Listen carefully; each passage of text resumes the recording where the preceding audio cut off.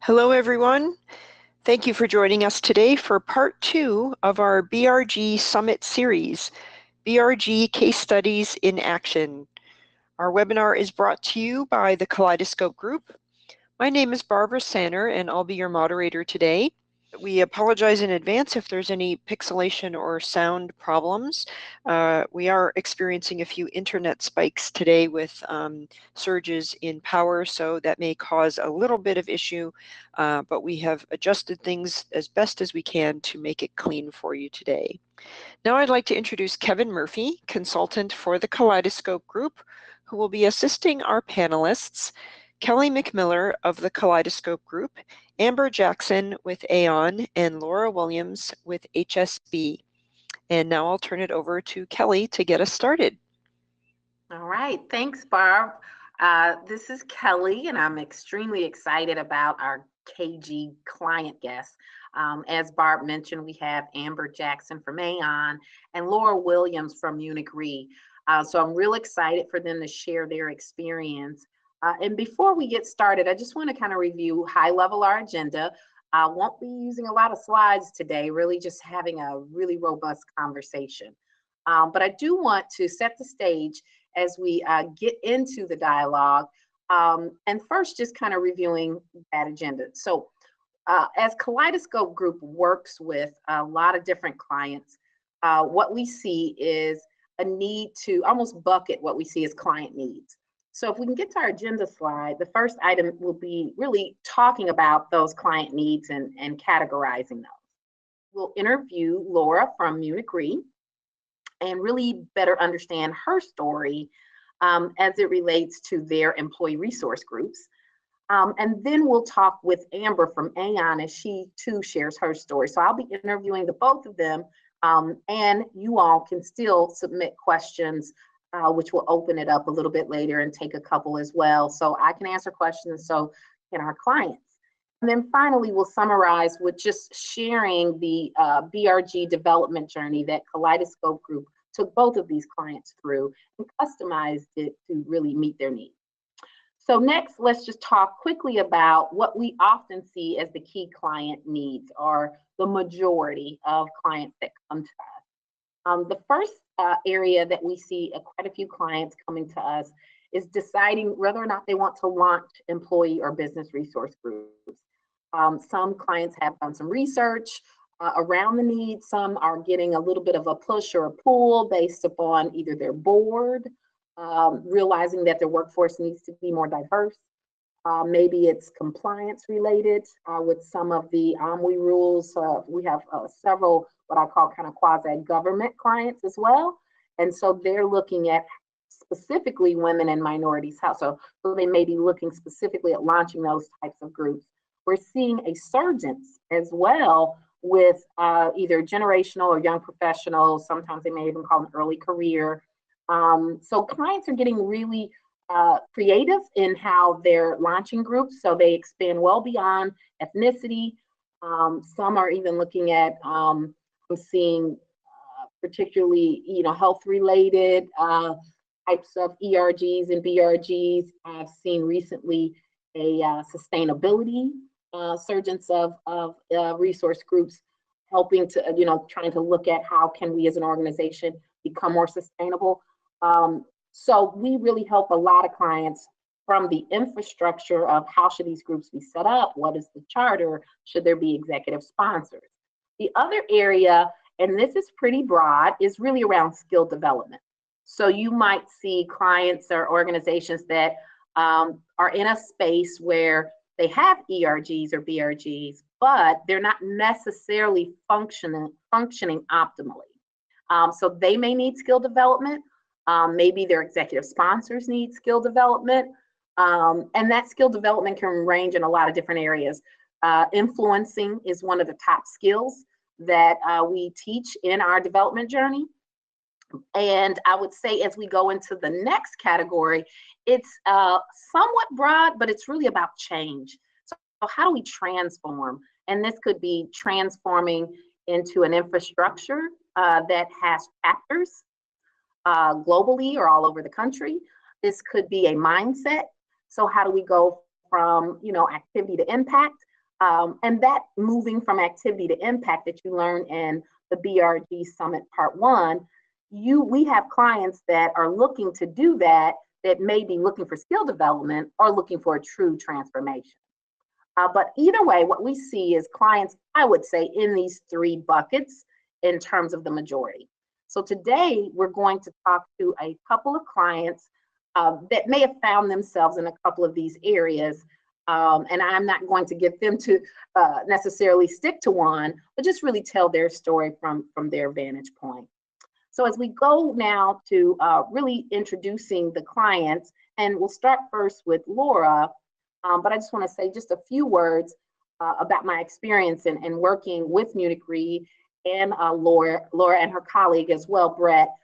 So Munich Re is a reinsurance company with two other companies that have been around for quite some time. And they had a mix of some resource groups that existed, as well as several new resource groups that had launched. They were in the process as well of building a diversity and inclusion strategy where we helped their counsel with that. As part of our support with this client, and Laura can speak to this more specifically, they also wanted to look at upskilling and developing and making sure their resource groups were more impactful. So Laura is one of two diversity partners, and I'm excited that she's with us today. So what I'd like to do is maybe just start, Laura, and ask you first to kind of introduce yourself. Tell us a little bit about your role, because as you know, as we all know, in diversity and inclusion, what we often see is the fact that many of our clients may run BRGs, run the strategy. So Laura wears a lot of hats.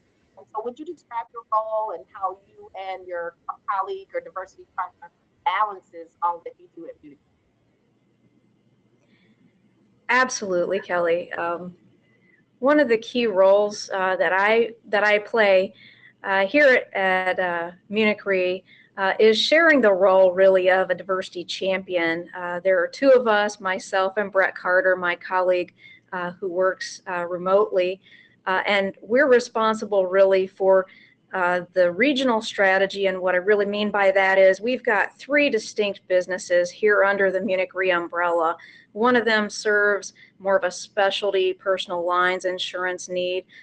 One of the others is a solid reinsurance carrier. And then here where I am in Hartford is more of a niche carrier that plugs into business-to-business relationships in the insurance space. So we've got really three distinct client needs, and also, you know, we feel that our diversity partnerships and needs are much different. So that's why our leadership team created these diversity partner roles, is really out of an observance of the uniqueness of our culture and really wanting to best serve our employees as they are on a leadership journey with us. And really parts of that are exploring the cultural competencies and assessing where we may have gaps.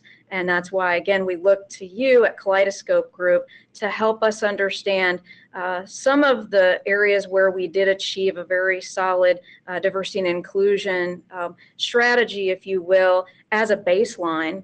And then to understand how do we really accelerate and engage everyone that hasn't really understood where we need to go with this, because it's really considered very central to our development of future products and services to really understand the future needs emerging in our insurance space, and also to see it from another side with that diversity and inclusion lens. How are customers perceiving us? And that's where I think my partnership role in collaboration with you has been a tremendous success. And I can't even believe that it's only been a year now that we've been partnering with you all. So I just really appreciate the time today to share some of our learnings, and certainly kudos to you and your group for putting something like this out there for others to understand really the services that can be brought into the fold. Absolutely, it's our pleasure. So I'm glad you kind of gave that context, because one of the things you and I and Brett have been talking about is how can we make sure that the resource groups are really an integrated part of the bigger strategy. So once we finish the strategy with you all and the council, we had a in-depth conversation about where should the resource groups play, right? So we landed on, right, the 4 C's, right? So community, career, and so forth, you know. So I want to talk about that first. And then also, before you even engage with Kaleidoscope Group, what were you observing as some of the issues or challenges with the resource groups to help everyone understand what was, you know, kind of why you needed our support, if you will? Yeah, you teed it up just perfectly when you mentioned the council was disconnected from our employee resource groups. And the main reason for that was because there were actually 2 employee resource groups that even predated our diversity and inclusion effort in its current form. So those were our women's networks. We had one at our personal lines entity out in Ohio, and that group even predated the Munich reacquisition of them. So once that acquisition took hold, I think back in 2008, the company started to realize that there was a lot of value in this women's networking and mentoring group. And, you know, we saw another group spring up at our Munich Re America office in Princeton. And so there was a quick realization that this was more than just employee resource group needs. There was a broader organizational need for a more strategic view of diversity and inclusion. And so the Diversity and Inclusion Council really kicked off in 2013. So there was a bit of a gap or a lag. So the reason I mention that is because I think when Brett and I came into our roles last year, we knew that we had some very well entrenched employee resource groups and also a new council made up of folks from across these 3 entities who were servicing some of the needs of the newly emerging employee resource groups, where we had an impact team made up of diverse and inclusive minorities in our Ohio office, and then also a young professional group spring right up. So we realized very quickly that there was a bit of a disconnect in terms of the Diversity and Inclusion Council's efforts in managing at more of a 50,000-foot strategic level versus really the feet on the street, if you will, the ground troops level that our employee resource groups, they really know that role and play that role very well, but they were siloed from the council, and those disconnects became very apparent after speaking with you all at Kaleidoscope Group and just taking a step back and realizing where some of those gaps and alignments really presented opportunities for us to get in the same room and get on the same page as regards the greater effort, because it really truly is about building some bridges so that everybody can clearly see a demonstration of the business value, not only of diversity and inclusion, but how the employee resource groups have a very critical role to play in that. And I think, you know, because the enterprise was introduced to these employee resource groups earlier on, they just didn't see it at that level. And so that was the disconnect that we really started to hone in on. And I think, you know, taking the step back really included some thoughtful conversations, interviews that we had across our organization. And it was really, I think, polling various levels of leadership to ask them, you know, what's your observation? How do you really feel about the diversity and inclusion connection to the business, or why there's a critical mass of employee resource groups emerging? So those things, I think, really sparked the need to take a step back and really analyze strategically what might be going on.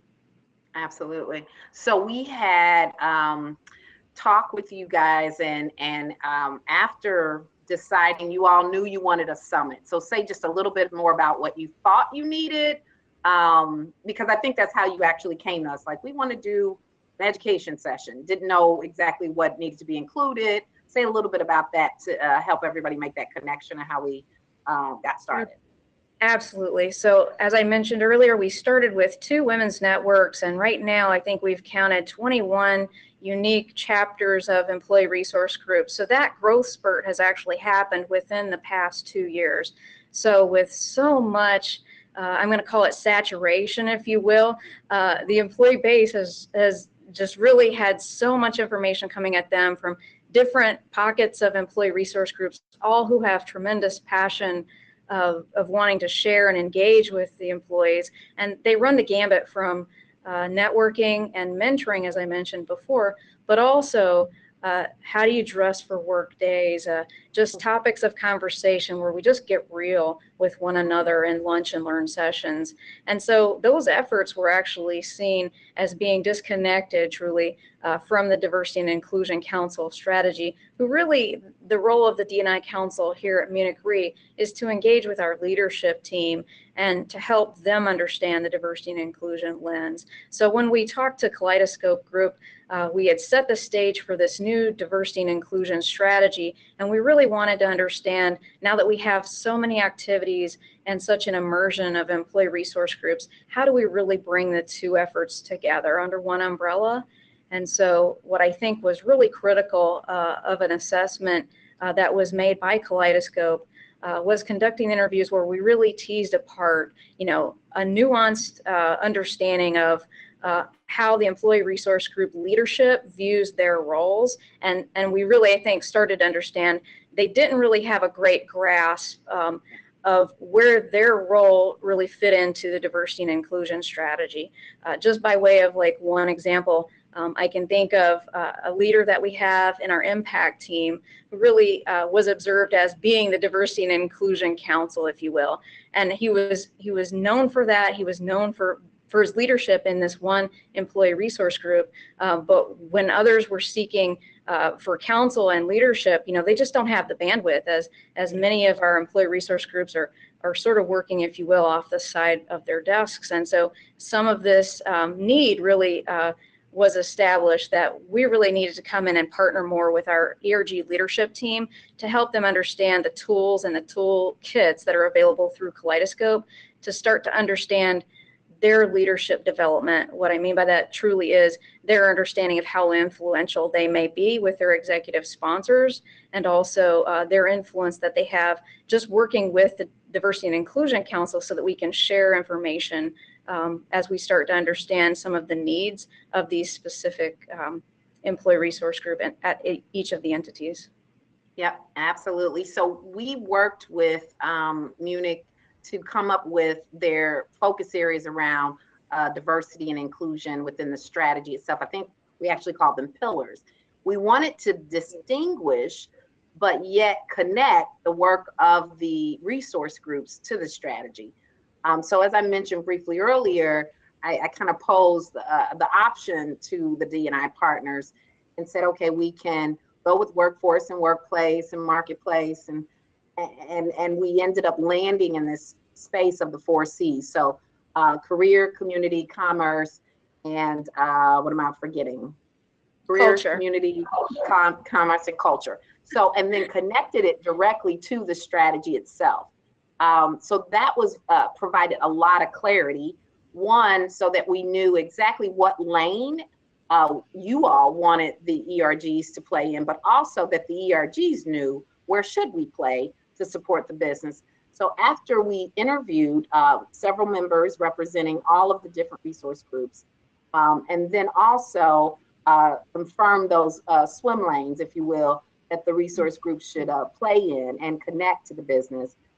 And then we really developed a design or customized a design, which we call the resource group development journey.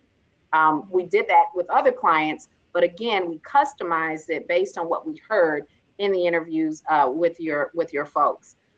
What would you say as you think about this journey you've been in so far, and hearing some of the feedback even from the resource group leaders, would you say have been some of the shifts that have made both by the leaders and by yourself, if you will, by you and Brett as diversity partners? Yeah, I think one of the aha moments that came to light was really just the connection to the 4-pillar strategy that you mentioned. A lot of our employee resource groups have a strong tie to the community. So that being one of the 4 C's, we could see off the bat that as our D&I Council now has a community strategic pillar, those were areas where we matched. That being maybe 1/5 of our strategy, but for them, it might have been half of their overall strategy. So just understanding the power and the bandwidth that each of these employee resource groups have across all of our 4 to 5 pillars, they were maybe devoting a whole lot of their efforts in the community pillar. And a lot of that work, though, has been really wonderful and very foundational to our understanding of the needs in some of the communities. So I don't want to downplay it at all. I think that's a great place for some of them to play. It just shouldn't be the only place. So when we took that step back and said, well, how about the ties that you might have to our workforce? Some of our employee resource groups have been very thoughtful and very career development focused. So that career in the 4 C's matched up with our workforce development pillar. So those, again, were aha moments for us to understand where there may be gaps in other employee resource groups that maybe didn't have that really strong tie. And I'll give you one example. We have a green team out in our Ohio office. They were really quick with this off the bat. They really put together a track to learn how to be a recycling champion. You know, they wanted employees to be able to go out into our portal where we develop our employees through a portal and be able to touch on this one module that would evaluate them, their current needs for recycling or their current usage of recycling in their homes, and really bring that to light where there could have been, you know, other opportunities for them to change recycling habits or just understanding ways that even things can be reused. And so there have been some reuse drives at a couple of the locations now, just picking off of that one example. So, you know, it was a very small way of developing, you know, an employee, and it isn't what you typically see in a leadership development step. So again, just really interesting, innovative aha moments that we've had on this journey to date. And it's really great when you see things like that, because I think a lot of us have really started to understand there's just so many hidden gems within this talented pool of individuals. And when we really see the magic happen, I think, is when we've seen them collaborate more, and there hadn't really been as many opportunities for them to organically collaborate. So when we worked with you at Kaleidoscope, that was an aha for myself and Brett to say, wait a second, we haven't even, you know, put you know, monthly meetings or touch point meetings on their calendars. We've only been meeting with them quarterly or, you know, every couple of months. So it'd be great to have a series where we meet with them more periodically and make sure that if there are issues emerging or just opportunities for us to share and collaborate, that we really give them that platform. So I think that was another really wonderful tool that it just seemed like such a low-hanging fruit, but it was so much appreciated, Kelly. It really was. Absolutely. Yeah. I'm excited. Things are moving right along. I know we're pretty fresh off of the summit and development journey that we did there, but I know you're getting feedback too. So I like to talk about golden moments. Everybody that knows me probably has heard that phrase, but I always say that with golden moments, you're going to get advice from a lot of different places, right? So you're giving advice right now. I'm giving advice. Sometimes the people that cause you pain give you, you know, to teach you something about yourself. So it's always a learning journey. But oftentimes I think we can't dismiss the golden moment. So even if someone shares a bunch of information with me, but I was only able to pull one golden nugget out, what was that? And so I think as we delivered the sessions with Munich, I know we were getting feedback. Is there any golden moment that stood out, whether it was something for you or something you heard from one of your ERG leaders? Anything stand out? I think the one thing that stood out right off the bat was no matter how mature you might be as an ERG or as a diversity and inclusion organization, we're constantly living in a state of change. And so I think the biggest golden nugget was, you know, don't be afraid, even if you're at stage 4 or 5 of a, you know, 10-step journey, to go all the way back to 0 or 1, because I think that method of evaluating and kind of just the critical skills that you utilize when you're first starting out are so important at a lot of the steps along the way.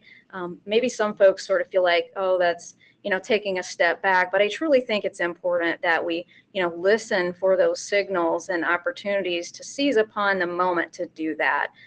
Because you can't just always march forward or get to that maturity point and think you're done or think that you're perfect. I think it's just very, very telling that we've allowed ourselves to view our employee resource groups on a bit of a paradigm shift, if you will, and all of us are steadily pivoting along the way. And I think that was really the biggest learning that I had as well, just in trying to upskill my skills as well as Brett. So I know that we've been really wanting to engage much more heartily and become even facilitators in our own journey. So that's important upskilling for ourselves. And also we've observed in our ERG leadership, they're really wanting to upskill, how they can be more influential, particularly some of the young leaders in their careers. So ways that they can really understand, in this small microcosm of a business that they're running, how they can devote time to becoming, better strategic marketers, sales people, if you will, understanding how to analyze some of the data and the measurements of success, and then giving a critical eye to how they present those. Those I think are really important in that assessment that I'm speaking of. Yeah, absolutely. I think as you were talking, it reminded me of one of the participants after we really talked about change and influencing change, and the aha or the light bulb came on that these same skills I'm learning in this development journey will help me in my job. And what's interesting about that, and I've seen this in other clients as well, is the skills already sometimes exist, but people don't realize that you need to apply them in the resource group, right? So they think it's something special or very different. And I think they're relatable and transferable skills. And if we really look at the resource group as a business, then we may look very differently, of course, at how we apply and navigate the organization. And then I think we'll see more business related outcomes as well. So I thank you, Laura, but stay on, don't go away. We want to be sure our participants have an opportunity to ask you all some questions. So stay on board, and we'll be talking to you momentarily. Thank you. All right, thank you. So now what I'd like to do is go to Amber. So Amber, if you could, show yourself and tell us a little bit about your role. Hi, Amber. So Amber, Amber's job is much more, I would say, expansive in terms of global resource groups. Her title could be misleading. So inclusion program manager, just to me, definitely does not represent the full scope. So Amber, please share with us a little bit about your role at Aon to help our participants understand where you're coming from in the landscape. Okay. First and foremost, thank you for having me on the call here today. And of course, thank you for all the help that you continue to provide for us here at Aon and working with me specifically so closely on this journey that we're going on with our BRGs and me personally as well. But I wear a few hats, for the team, as you mentioned, which is probably very common for someone who works in the diversity and inclusion space. Officially, I'm the inclusion program manager. So I primarily work as the liaison for our business resource groups, the business, our 3 Cs, colleagues, clients, the community, as well as our shareholders. From a D&I perspective, essentially, I serve as a manager for our BRGs, but I also lead the management of our external relationships for the business. And of course, I continuously work to support the implementation of our D&I strategy globally. All right, so I'm going to ask you to pause and give us just clarity, because I know what your 3 Cs mean. So maybe you can just help our audience understand a little bit and explain that in context. Of course. So it's community, clients, our colleagues, and we also focus on our shareholders. So those essentially are the 3 Cs there. Right, and so those 3 Cs are your D&I strategy, right? Or is that also your company strategies? So that's more so from a company strategy. So we want to make sure that everything that we do from a D&I perspective is aligned to what our business is doing. So there's more of a focus, of course, with cultural competence, diversity, workforce, those traditional pillars as well. But we have streamlined everything to the same as our organization, which is community, clients, and colleagues. Thank you. Yeah, and this is a critical point because many times when we work with clients, we want to understand the business strategy. We work really, really hard to immerse ourselves in the culture, understand currently language. And this point that Amber is bringing up is actually a pretty big one, because you really want to make sure your ERGs or BRGs are aligned to that business strategy. So luckily at Aon, even the languaging around the diversity strategy, diversity and inclusion strategy, is the same language, if you will, to their business strategy. So thanks so much for that. So when I started working with Aon, could you actually tell me, before you started working, I guess, with us, what were you observing as it relates to your BRGs? And also maybe provide just a bit of context in terms of how many, where they currently are, not necessarily every city, but at least giving people a little bit of a lay of the land. Okay. Well, the primary observation from my perspective and my team was really wanting to move our BRGs from activity to impact. That's kind of like the tagline. We've been really, with mind-numbing consistency, kind of repeating that. But for context, we have 11 BRGs nationally. We have 14 globally. So within that, we have over 70 active chapters globally.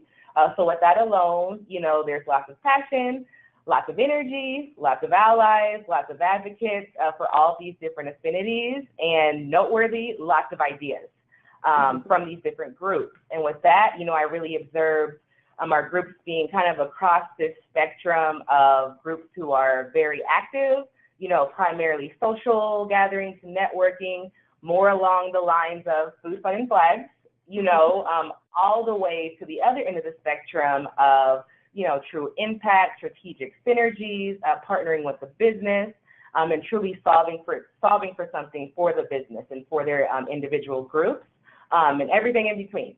And Kelly, I kind of think back to one of our first informational meetings. I kind of showed you the sorts of requests that I was receiving from all of our BRGs. It was budget time, so a whole gamut of things, primarily social events, lunch and learns or happy hours, boat cruises, professional development opportunities for individuals, and lots of different things. And I just realized two primary things. Number one, we needed to bring it all together and ultimately get our BRGs, to move from activity to impact collectively, truly transition, transition these groups to be resources for the business. And number two, I realized I needed help. And that's kind of where I was like meeting with my team and saying, hey, what can we do? I actually had attended a webinar hosted by you and Isaiah. Am I saying his name right? Isaiah, I believe, about 7 keys for impactful BRG leaders. And I was like, we need to do something customized to our unique population. And here we are. Yeah, absolutely. So would you mind, because we get this question a lot, for the BRGs that were more connected, having more impact, could you just give a quick example of the groups, an example of what they were doing? That came up from one of our listeners as, what does that impact look like? So I'm always talking about that, but to hear it from you, I think will be well received. Yeah, and we're always, kind of reiterating to our BRGs that, they're resources for the business and they're an extension of our actual D&I strategy. We have a very small team. Our core team is of 3 people for a global organization. We have an extended team. We have diversity champions embedded throughout the business, but our BRGs play a role in that too. We are looking to have them collectively do that. So for example, around D&I, in terms of global goals for the organization, around talent acquisition. So having a BRG, specifically we had BUILD, that's our African-American BRG, Blacks United in Leading Diversity, partnering with talent acquisition to say like, hey, where are our partner schools? How can we help? How can we possibly attend or serve as the face or brand for Aon to kind of help bring in these diverse colleagues? And being able to measure that, we actually customized like a webinar for our BRGs to how do you guys show up on campuses? How do you help us become talent acquisition, champions as well from a diversity perspective? And more importantly, or equally importantly, what are your ideas? What can we be doing differently? How does this resume read? Is this turning anyone off? Or, having that unique knowledge and having them share kind of like a think tank within the business to truly bring impact. I love that. Yeah, BUILD, I remember BUILD being kind of the trailblazer that really started to spark a lot of the transformation for some of the other groups. So they were kind of a leader as we really started to engage. So tell me a little bit about, would you say what shifts were made? And maybe we should back up. Describe what engaged us to do at a high level? And then what shifts did you notice as a result or as part of that, our engagement? Overall, again, when I saw that, when I attended that webinar, I'm like, we need that. How do we help our leaders become more impactful? We have so many passionate, awesome leaders, but it's about, do they have the influential skills? Are they change agents? Are they thinking strategically? And if not, how do we get them there? So essentially, I think as we were creating this development journey, it was about how do we move from activities to impact, and how do we arm our leaders and the business, and how do we consult with the business to start making these connections between the business and our BRGs so they can truly be leveraged in that fashion. Talk to me about what shifts either you observed in your leaders, or what shifts even maybe you felt you had to make as you worked with the different BRG leaders. There's been quite a few. It's still ongoing. We're officially in phase 2 of our transformational journey with our BRGs. We've decided that it's the best way to have the most synergy and connectivity to transition our BRGs to a national structure, to truly increase, the connectivity, the impact, increase the conversations that they're having amongst themselves. But I'd say our leaders are asking more questions. From a BRG perspective, predominantly they're asking themselves, what are we solving for? And as they're, programming these different activities, what's their mission? What do they want to focus on in 2018? But what are we solving for? Does it make sense? How can we measure it, and how is that done? So our BRG leaders are definitely more engaged, and like that shift has happened, I think, in their heads of what can we do? Yep. And what about you? Because I think you have a very dynamic and interesting role where you may, a lot of times people in your role, they're asked to do things. And then I've even, not this client, but another client, they'll say, can we get more support from the D&I office? And there's this belief that, the D&I office or whoever's managing the BRG should be their admin support. And then there's the, how do we empower these leaders, right? To one, to your point, take on the right things, right? That's going to help move the needle. But then also, what should they be doing, and how can they empower others? So talk a little bit about how you even had to make shifts in working with your many BRGs. Yeah, and I'd say I'm finding it's very unique. I've been in my role now for about 2.5 years, specifically aligned to diversity and inclusion. So I've worked in HR for several years, but I think for me, it was about finding that balance, between supporting the business and being able to not so much as push back, but properly arm the business with like, here's what we can do for you. Here's how we can help. Here's who you can tap into from a BRG perspective, or what I can, specifically do. But I think when it comes to the BRGs, I'd say it was about finding that balance, helping them to understand the role they play, how to focus on business impact, but still have that social, the social component to it, So not always doing everything social, food, fun, and flags, but understanding that fellowship can still come through these professional development activities. If it's programmed correctly, you still have the food, fun, and flags, but your focus is professional development. So I think for me, it was helping them understand that, and in a way that made sense for them, because again, it's voluntary, and a lot of what we do could not happen if it wasn't for them. So I had to make it very, work on articulating that to them and realizing that it's a give-get, and it's a journey. It's not going to happen overnight. I tend to, I have a background in athletics, right? So the way my mind works is, if you work hard, if you do something, results, almost not overnight, but like that's kind of how I think. And like I think in the beginning, it was like, we've created these resources, we've talked to them, we've engaged Kaleidoscope, go run, it's done. But realizing it's more of that touch point, and working with you very closely has helped me with that too. Like Amber, you have to engage, and me working on my influential skills, helping them understand the business case for what they're doing, why we're making this transition, and what's in it for them. Yeah. No, I appreciate that. And it's, it's difficult for all of us. I mean, there's people on the phone and people in the webinar. We've been there, or we're there, right? And so that's, I think, very mature, right? To understand the same thing we're trying to take them through, we need to also adapt and understand as well. One of my favorite things that I think I took away both in working with Aon, and then also even with Munich is, I keep calling them swim lanes, right? So people ask, I love your comment around people they're asking the right questions now. And they're asking, what am I solving? And then what I saw, I think, or felt in the Aon development journey is really starting to get at, where should I be playing? So that started to really guide people to then who should I partner with? So your example around Build knew specifically, we're trying to solve for a diverse representation. So we need a strategic partnership internally with HR, talent acquisition. And now I'm just seeing so many things bud up in terms of very positive relationships between TA, the resource groups, you guys, and D&I office.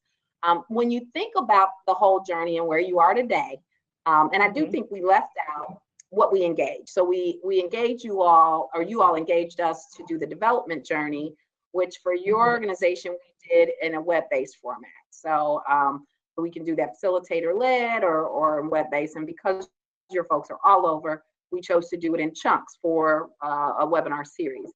The other piece that we did, and I appreciate you kind of talking about the tools, is the actual, I think you call it BRG playbook in connection to that experience and background. So first, quickly tell me why the playbook? Why did you want that? How did you see that supporting your leaders? I'd say first and foremost, from like an efficiency perspective, you know, there's one of me. If you think of 70 BRGs and you think of their whole committee, everyone is saying, well, how do we do this? Like why do we exist? What is a BRG? What does it mean? How do I become more influential? How do I schedule a meeting? What is our charter document? What is our mission? So our playbook, I want to say, not including the appendix, is about 26 pages. Then the appendix has all the supporting documents. But for me, it was about, they need something that will provide more guidance so they understand what the structure looks like from a national perspective and their individual teams, but also the supporting resources that they can go back to. Because I'm always available to them. That's my primary role, but for them to kind of help themselves and have like a go-to document to help them as leaders, kind of like a playbook. Yep, I really like that. So we set up your playbook. I love how you explain the appendix as well, in connection and in tandem with the development journey. So they have the 4 webinar series, if you will. The playbook came out, which included all supporting materials to what they just learned. So that way, if new hires came on board, they were, they could connect to what we've created and what's expected of a leader. But your company went so far as to create the appendix that dealt with all of the internal, how do I book a room? How do I pay for this? So it was a both and toolkit, both strategic and tactical. So I'm appreciating our partnership because we hadn't created that before collectively until working with you. And as you mentioned, we use this playbook in the webinars as onboarding because, again, we're global. I'm here in Chicago. We have people in London. We have people in New York. We have people in Atlanta, San Francisco, and the list goes on, right? And being able to direct them somewhere, and especially our new leaders, because new leaders come and go, they transition on, they leave the organization and what have you. So having somewhere for them to go to and having a starting point. And honestly, when someone's interested in being a BRG leader, they need to understand, as we look at the journey, it was 4 parts. It went from why they exist, how to be impactful, how to be strategic, etc. If you're a brand new leader, you need to understand at a baseline what that looks like. So as we look forward to 2020, I think some of our D&I goals for our organization, for our BRGs to truly be leveraged and where they need to be, they need to start off there. So we want to kind of create a starting off point for our BRG. So not just developing our current leaders, but as people step in, here you go, I'm here for your support, but here's like a baseline and we'll go from there. And are you still interested? Exactly. Keeping them engaged. That actually is a question we often get. So I want to make sure I save a little time for questions. So let me ask you one last question and then we'll open it up to our participants and to ask both you and Laura questions. Any golden nuggets? I always talk about golden nuggets as you've been working with Kaleidoscope Group, observing your BRGs. Any golden nuggets you would share with the participants that it may be in the situation you're in? I'll keep it quick. I tend to be long-winded. I apologize. I'd say business impact.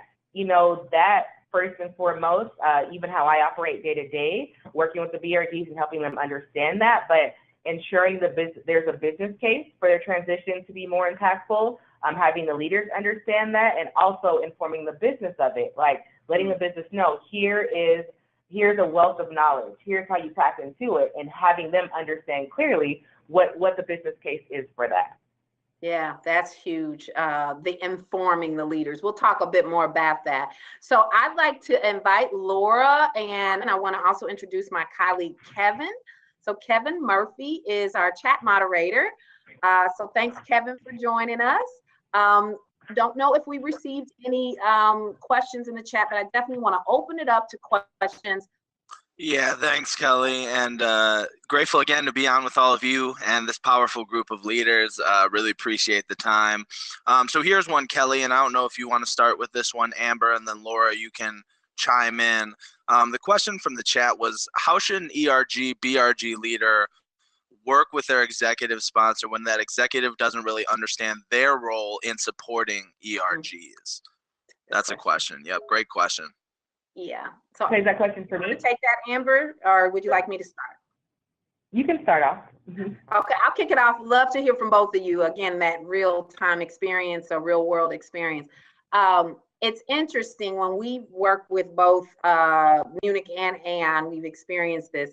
Sometimes resource group leaders are modeling inclusion for the entire organization.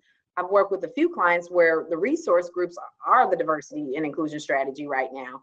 So when people encounter one of us, they're looking sometimes for direction, or they need direction, even if they don't know how to ask for it. So the more savvy we become in influencing that executive sponsor, and I say, and you all have heard me say this, you do it through questions.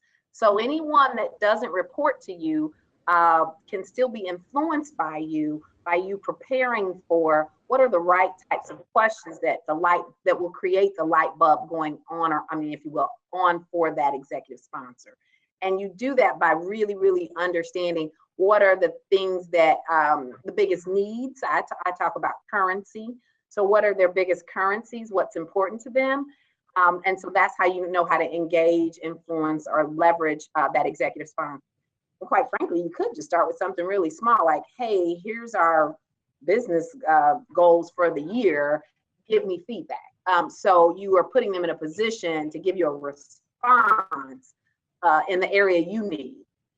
Amber or Laura, any thoughts or adds or experiences you might want to add there? Yeah, I'd say with that, I think back to our journey, specifically part 3. We actually did some role playing with our BRG leaders on the call, you, Kelly, and myself. We kind of split them up into 2 groups to say it's about asking the right questions and helping the business understand how you can help them meet their needs versus positioning it in a way of, here's what we want, help us, fund it, come to this, speak to this, but understand what's important to them as business leaders, and then how you can uniquely solve for that. So for example, from a D&I perspective, is it around acquisition? Is it around recruiting? Is it around the inclusive culture? So from a D&I or BRG perspective, you can kind of present your activities, your mission, what you focus on as a solution for that executive sponsor and for the business. Awesome. Laura, anything you want to add? I think you both answered that wonderfully. I just want to echo the importance of that question, and understanding how they observe the role of an ERG leader is so critical.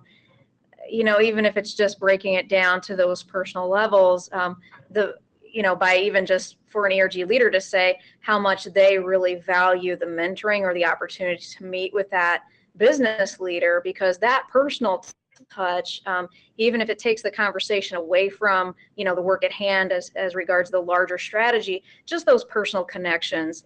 It might be somebody that you actually work out with at the gym, but in the office you view that person on a pedestal, and so there sometimes is a bit of a barrier, and we all experience this, right, in different realms of the diversity and inclusion journey.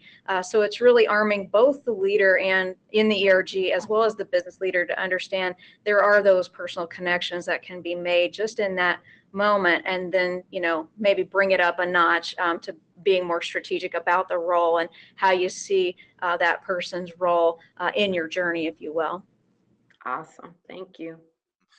So here's another one for the team. What was the spark that started the change? So how does our ERG go from one person to a succinct group? Was there anything that you all can identify that sparked the change and this increased need for you around these ERGs? Yeah, I'd say even from a BRG perspective, but even the business, I say it was pretty much twofold. You know, identifying where those sparks are, right? You know, is it because it's a business need? Is it that natural energy within the BRGs or a certain office? And number two, ensuring that your BRGs are equipped to kind of help that need, and they're able to be leveraged in a way that could be really useful for the organization. So in my case here at Aon, you know, we're really honing in not just on diversity, but really creating an inclusive culture. So with that, you know, comes expectations, comes goals, comes accountability, and lots of energy from the business, a spark, you know, so really wanting to tap into the BRGs. And, you know, they're really excited about it. So from our perspective, it was like, how do we connect that particular business unit with the right BRG? So in our case, it was BUILD, Blacks United Leading Diversity. They had successfully transitioned to a national structure, very clear on their mission, very clear on wanting to help the business, and then making that connection between that business unit and that BRG to ignite or really further grow that spark. But I think equally important, it's about telling that successful story to the rest of the business. So for one, these leaders have goals around D&I. They're seeing how another business unit has tapped into the BRGs as a very meaningful resource that can be leveraged, and then saying, hey, now we're being tapped on the shoulder, there's sparks everywhere, so now we have a nice, succinct, contained fire that started from sparks to everyone wanting to be engaged. Awesome. And I'd say at Munich Re, because we're still relatively new on our journey, there's still some sparks happening. And, you know, I don't know that the fire is fully in flame at all of our entities, just because we do have 3 distinct businesses. And so some of that momentum you see has really become a flame at one of our entities where there are so many ERGs. I think I mentioned earlier the 10 chapters that we have. And a lot of that energy has really ignited an understanding for the employee at large to know that diversity and inclusion is everyone's job. It's not just the D&I Council, right? It's not just the employee resource groups. It's everybody being much more aware and cognizant of the changes that are happening in our culture internally, and then those are trying to mirror what's happening externally. And then I also see, you know, some sparks igniting in the other entities, and where I really find that exciting is just being a partner with Kaleidoscope to help those sparks become much more channeled. So we've got a lot of folks in leadership positions in our ERGs who have so much passion and enthusiasm, and even a bit of competitive spirit, which always helps. So they're seeing themselves in comparison to this other entity and saying, why do we only have 3 chapters of ERGs here and they've got 10 there? So it's really, I think, capturing that energy that Kaleidoscope has really helped us seize upon by aligning those visions that each of our ERG leaders have for their organizations, helping them upskill and really look to where there may be gaps in their teams, and bringing those folks on board. Folks that might have been volunteers at some of our events have now been turned on to be a marketing champion in an ERG, for example. Just understanding where you've got that capacity so that folks just aren't kind of free will volunteering, but they're actually upskilling themselves and growing their skills in the organization, I think is that momentum changer that we're starting to see. So I'm really, really pleased with the work that we've done as a partnership here. Yeah, I just that sparked something for me because one of our participants asked about, you know, how do we engage? And it's a common question we get all the time. How do we engage more people to be part of the resource group? And I think you really hit it. It's really around how we position these roles as development opportunities in the organization. Who positions them as such? and then make it formalized as part of your performance management system, et cetera. The other idea that came to mind as I was reading that question with regard to engagement is, if you haven't thought about it, think about leveraging a leader to ask Jane Doe or John Doe to be a leader. So as you all are getting the right people in the right seats on the bus, if you will, to lead these groups, because it's helpful if they already have leadership skills. If you get a leader to tap them on the shoulder versus you, it could make a huge difference. But we also need the whole organization looking at the role this way. So as we close, I want to thank all of you. I mean, each and every one of you, even those behind the scenes that are not necessarily on webcams. You mean a lot to me as well, and Kaleidoscope Group. So thank you all for joining. I want to just close out by showing you our development journey. We've been talking around it. When we work with clients, we really look at these stages in the development journey. The first stage is really about advanced cultural competence. So if you look at that stair step slide, there we go. So immersing yourself individually, you need to really understand organizational culture change, if you will, your organization in particular, what's your starting point, and have that level of cultural competence. Influencing and collaboration really helps with team building.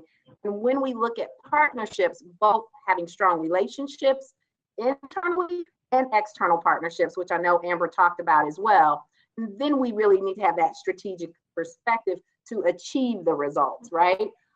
So I just wanted to share that with you. As we built the development journey individually for Aon and for Munich Re, we really looked at how do we take this and emphasize what's most important given what we heard. So I want to thank you all, first of all, again, for participating. So we do help companies with structure and strategy, development, measurement, leadership. And then finally, looking forward to really understand what your unique needs are and then answering those questions. So thank you all. I appreciate it and have a wonderful day. Thank you so much. Thank you. Thank you. Bye-bye. Bye, everybody.